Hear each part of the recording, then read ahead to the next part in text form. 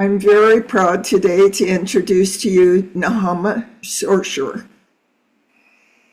She recently had an article published in Authority magazine titled 5 Tips for a Great Relationship with Your Adult Child. And you can read the full article on Authority magazine, but meanwhile, I have the pleasure of interviewing her a little bit further. I'm wondering, Doctor, if you would share a bit about your background. Sure. So I'm a clinical psychologist. I'm also a neuropsychologist. So I evaluate adults and children for attention and learning difficulties. I do a lot of parent guidance, both in terms of helping parents get along with their little kids, but also in helping parents get along with their older kids and navigating the transition between adolescence and young adulthood. And that's a particular interest of mine, to help kids launch and become independent. I'm wondering what sparked your interest in this particular developmental stage. Thank you for asking that. I think, I have a learning disorder myself. So part of it was when I was in graduate school and I realized that I had a learning disorder. It was an aha moment. And I really wanted to dedicate my career to helping people navigate those kind of transitions, whether it's accomplishing something academically or becoming independent, and really looking at the challenges that both the parent and the child face and helping the child become independent. So was that a difficult transition for you and your parents to make? That's a really good question. In my culture, which is an Orthodox Jewish culture, the kids typically stay at home until they get married. And I moved out and I started graduate school. Unusual for my community and my family. And I have to say, my parents were super supportive, and my grandmother was incredibly supportive. And I come from a long line of very independent women. So I feel really blessed that I had so much support in embarking on my new life. And it was a very different kind of life than getting married and, staying home and so on and so forth. That's really amazing that you had that kind of support in your culture. I mean, there's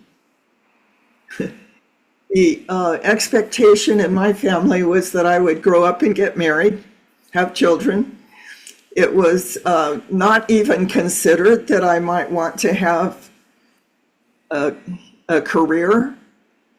They did encourage higher education, but it was for the purpose of finding an appropriate man to marry. Sure, you come out with a missus, right? Not with a BS. My grandmother went back to college when she had 5 children. Wow. Got her master's in math, and I believe she could have gotten her PhD in math. She was such a resourceful, courageous woman, and I really think that's a lot where I get my strength from. And she was very independent, and she was a lovely woman. She did not care what anybody thought of her. And that was a great lesson. What a wonderful model. I woke up on my 50th birthday and decided if I was going to get my master's degree, it was time to start. Wow. I didn't know that about you. And I'm channeling my grandmother. I feel my grandmother in you very strongly. This is we just go after what you want. Doesn't matter how old you are. It doesn't matter, right? It has to do with you and your commitment and your dedication. I had so much incredible support from my husband. He believed in my intelligence. He believed in my abilities. He was encouraging me because he knew that's something I wanted. I'm so grateful for the belief that he had in me. It made a huge difference. Yeah, just having people in your corner is really essential. It's just key. We all need a cheerleader, don't we? Yes, we do. What makes going from parenting a teenager to parenting an adult a kind of tricky transition for some? It's really tricky, I think, for everybody. When your kid is at home, it's very comfortable. You have a routine. You take care of them. You make sure that they have food. You make sure they get to school. You make sure that their room is clean. You make sure they do their homework. And all of that stops when the kid goes to college, but your relationship doesn't stop with the kid. You just need to learn how to navigate that in a different way. And you're just as important, by the way, but your role is different and your role is limited. And I think for parents, it's very hard to navigate that. We're used to being the end all and be all, right? And all of a sudden, the kid is flown the nest and, we're empty nesters. And that could bring up a lot of anxiety. That could bring up a lot of issues around what am I doing with my life? It could be a wonderful new chapter for sure. And it can be extremely simple for both the parent and the child. Often what I see is the kid is a little more ready to move on and the parent feels kind of left behind, right? But sometimes the kid feels very at sea and they don't know how to navigate their new landscape, friendships, academics, laundry, nutrition. So the parent does have to straddle, kind of taking care of things and making sure that they're available for their child, as well as knowing when to kind of say, hey, have a great time Saturday night, don't text me when you get back, I'm okay. But we're used to, knowing where the child's sleeping every night. So we're moving from a primary caretaker role to a much more supportive cheerleader role. That's And exactly. parents, it feels like they're losing their identity. And they don't even know how to really connect to this new person. It's a Yes, new person over there. And by the way, the person then decides that they have a lot of feelings. And some of those feelings and some of those opinions may not at all be what the parent thinks. In fact, we just referenced that. I had a lot of, different ideas about what I wanted to do. yes. And my parents had to adjust to that. Now, as I said, they had my grandmother, they were educated, but they also needed to adjust. And there is always a period of transition and adjustment that's going to be a little bumpy. I once said in a big family gathering, I just made the statement that being the parent of an adult child is harder than being the parent of a young child because we lose control. That's exactly right. I really miss those days when my kids were portable and I could just take them wherever I wanted to take them, right? I could put them in the stroller and take them wherever. Now I have to figure out, okay, my son really likes to eat Japanese food. So I'm going to call him up and say, how would you like to go eat at your favorite restaurant? Yeah, I can't just be like, okay, we're going, let's go. And yeah, that control is very hard to give up. yes. One of the best lessons I learned when my kids became adults was to never give advice unless it was asked for. Oh, yeah. Giving unwanted advice didn't make me very popular. And I would also add to that, and I love that, never give unwanted advice. I would add that sometimes what I'll say to my kids is, do you want me to give you feedback? Or do you want me to just listen? Because they could be telling me something and I could be like, oh, you're asking me to solve a problem. But Yes, maybe they're not. They might just want me to just listen. And so I always ask. It's a yes. very simple question, and then it just establishes a level of respect, right? So that you don't overstep because you're asking. The couples that I coach, I teach them that same skill. Tell your partner what it is you need. If you Yes, want help solving a problem, then say so. If you just need a good listener, then say so. right. Maybe they just want a virtual hug. It simplifies everything. So how can a parent, here you've mentioned a couple ways already, but how can a parent provide emotional support without being controlling or perceived as bossy? I think, first of all, we talked about this, but if you're respecting the child's boundaries, right? So you can do that in different ways. You could do it in a very implicit way by simply listening, or a very explicit way. Hey, you're an adult. I respect whatever decision you're going to make. I am totally supportive. Would you like me to give you my idea of maybe how best to proceed? So you start off very explicitly saying, you are an adult. And that really helps frame the conversation because sometimes actually kids forget that Yeah, they're adults.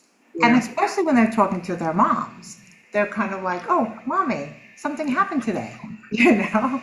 And sometimes they need to be reminded, you know what? You're resourceful, you're competent, you're independent. I definitely will give you my opinion, but you got this. I remember when my oldest son was probably 20 or 21, and he was making decisions I didn't like, didn't approve of. And I'd been trying to alter his decision making. And finally, I said to him one day, you know, you're an adult.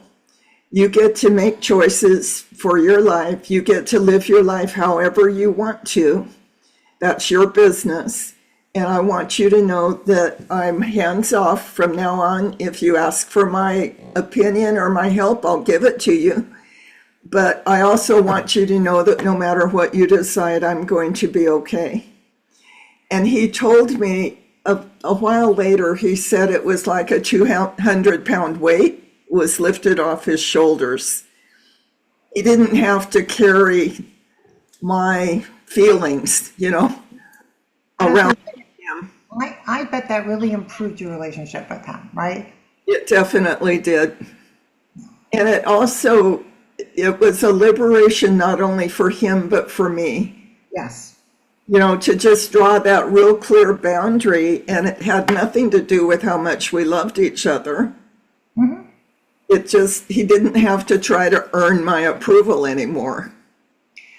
And I think that's another piece where it's accepting that your child is on his or her own journey and has his or her own trajectory, and that you are not necessarily influencing that journey. You've done your work, right? You've given them that foundation. And I think that was a very powerful message you gave your son, because you said to him, you know what? You're on your path. I'm going to be supportive. You might decide to do things that I would never, ever do in a million years. And that's okay. I'm going to be okay. So there's a separation. There's an individuation. And that's all part of the developmental phase that these young adults and their parents need to navigate. Yes. I had to learn better listening skills to help me with my marriage, but it took me longer to realize the same skill would make a huge difference with my children. I love that you said simply listen without responding can be very powerful as it helps your child to feel heard. And isn't feeling heard something that we all long for? Yeah. And you don't have to say if you don't agree. You can just be like, hey, I understand where you're coming from, which is authentic. You know, I'm not a big believer in being inauthentic, right?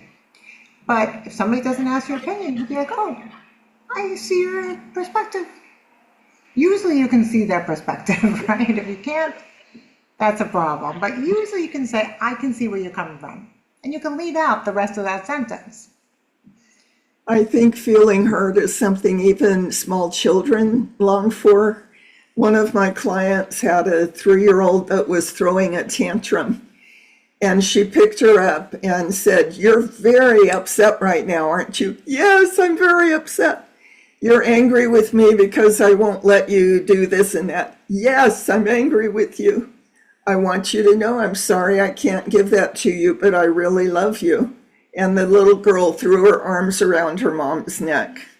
You know, she needed that validation of being heard, and it calmed down her tantrum. So we kind of alluded to mistakes that many parents make of adult children. You listed 5 tips for parents. Would you name a couple that have made the most difference to you personally? I think accepting that my kids have their own journey, right? And accepting that their opinions could be very different than mine. And really hanging in there. I think consistency, like understanding all I really need to do is show up. And if they're not interested in me showing up, that's okay. And being able to tolerate that, right? I had a very close connection with both my kids when they were living at home. We were inseparable, right? And it was hard for me. It's like, who am I going to hang out with? Where are my little buddies, you know? And just tolerating that and saying to myself, you know what? We have a different connection now. It's just as good. it's just as strong. I had to like talk to my little kid, right? And say, it's just as good, it's just as strong. Deal with my anxiety by myself and have hope and confidence that we would have a new relationship.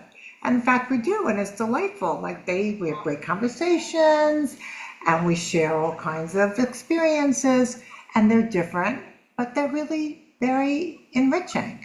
So I think that being able to be respectful and also to kind of, I think kids really look at what you're doing, not what you're saying. It doesn't matter what you're saying, but what you're doing, and just modeling that restraint, like not overreacting when they start getting really provocative, which they will do, or tell you something that is very anxiety provoking, right? Hey, mom, I just want to let you know that I just drank and smoked and da da da da da, right? And you're like, oh my God, what are you doing? No. Okay, thank you for letting me know. That's it. Because, yeah, thank you for letting me know. And I'm very anxious, but I'm going to deal with my anxiety by myself, which is where it belongs. And I'm going to let you experience your life by yourself. That's very, very essential to having a good relationship. Because and that's a big difference, right? From being a mother of a little kid to being a mother of a big kid. Still your kid, but now an adult. It takes so much courage, doesn't it, to back away. Get our kids making what we think might be a mistake, and we don't want them to get hurt. Yes. But it's essential courage. Yes, and also it models for them that you have confidence that they're going to be okay. Because if you're always worried about what's going to happen to them, they internalize that as, I'm not capable, right? I can't do this. Right. And I had this funny thing happen with my daughter who has dyslexia. And so I help her with her readings. And we just spent like a couple hours going over articles and talking about them. And the next day I called her up. How are you doing? I'm fine. I'm reading an article. I said, oh, one of the articles that we read? No, a different article. Oh, would you like to send it to me? No, I'm okay. I was like, okay, this is on me. Yeah. When she needs help, she asks me. But she was reading an article by herself. Yes. That's fantastic. But that's my anxiety then, right? I'm like, oh, well, send me the article. No, she's got it. I'm like, oh, great, enjoy it. That is very nuanced, right? Because sometimes they want your help and sometimes they don't. And you have to know when to give it to them. And it's a complicated dance, right? And when to really back off. And what a gift to give our children to express confidence in their ability to find their way through whatever their path is in life. That's right. I'm now doing that with my grandchildren. Grandchildren, I hear, are the best. And I love to notice their response when I express confidence in them and see them beam or relax or be appreciative. Yeah, kids pick up on that right away. They're very tuned into that. Yes. Okay, our viewers can read Dr. Sorcher's full article in Authority Magazine, which I recommend. It was full of great tips. Is there some way our viewers can reach you if they want to? Yeah, on my website, there's a way to contact me. They can email me on my website. Okay. Thank you so much for this visit, for spending some time with me this morning. It's been very delightful. Same. Thank you so much, Nancy. I really appreciate it.